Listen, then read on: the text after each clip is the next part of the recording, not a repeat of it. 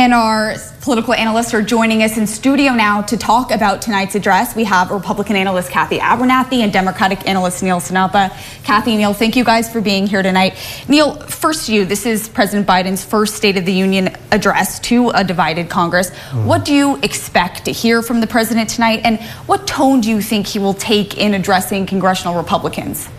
You know, I think Joe Biden historically has been someone that does want to work on the other side of the aisle and bring folks along. So I think that there are going to be pieces of his speech tonight that will kind of go towards that, saying that, yes, we need to get more folks back to work. We need to continue to strengthen our economy. But at the same time, I think that there have been a lot of political games that have been being played, not just now, but just over the last course of the last couple of years.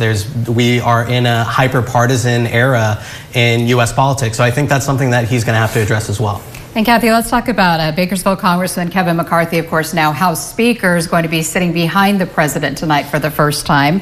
He was asked this morning how the GOP would act in the chamber tonight, with McCarthy saying they would follow Congress's code of ethics, adding, quote, "We're not going to be doing childish games tearing up a speech." Of course, referring to Nancy Pelosi famously tearing up the speech by Donald Trump. Do you expect to see any public Republican pushback or disruption in the chamber during the address tonight?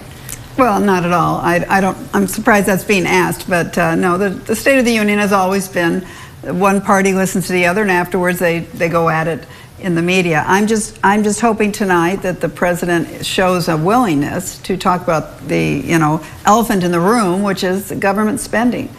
Something has to be done, and that's what, of course, Kevin McCarthy is working hard to try to do. But if that's something that we have to address, and it's actually not out of the range. It can be done. Well, on that, obviously they're trying to create this new relationship to work specifically on that. We saw Speaker McCarthy give his own 10-minute address yesterday talking about the debt limit. Was this an effort to get ahead of the president's comments tonight? And how do you think tonight will affect their relationship working on this? Well, I think both of them have been very open about they're going to work together. I think McCarthy even more so, perhaps because this has not been the trend with the Republicans being they were in the minority. Now they're in the majority. A very simple thing, and I'm not sure where the House Republicans are, but as I look at it, if they just go to the budget pre-COVID, 2019, they can balance the budget in 5 years. And we were living pretty fine before COVID.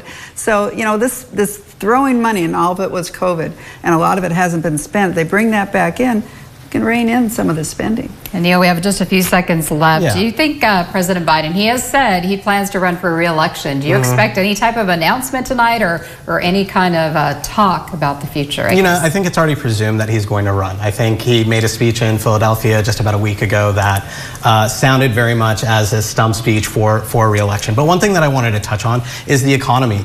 Joe Biden has reduced the deficit by $1.7 trillion.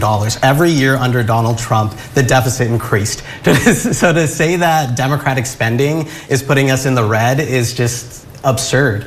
There's things that McCarthy wants to cut, and there's things that the far right are really pushing for him to cut. Things like Social Security, Medicaid, Medicare. And see, these are the things that we need to protect. And McCarthy's all over the board when he's talking about what to do with those issues. He says there can't be anything off the table, but then he goes ahead and says, no, we're not going to cut Medicare or Social Security. So, all right, well, I hate to cut you off. Yeah, we're fresh out of time. I know you both will be back. It's a piece I just had to get out there. And Thank you'll you so both be much. back on Sunrise tomorrow morning so we can continue the conversation. And of course, President Biden will be speaking at 6 o'clock tonight, and you'll see that right live here on TV 17. Neil and Kathy, always thank you so much for coming in. It's always too short of a conversation. Appreciate it. Thank you.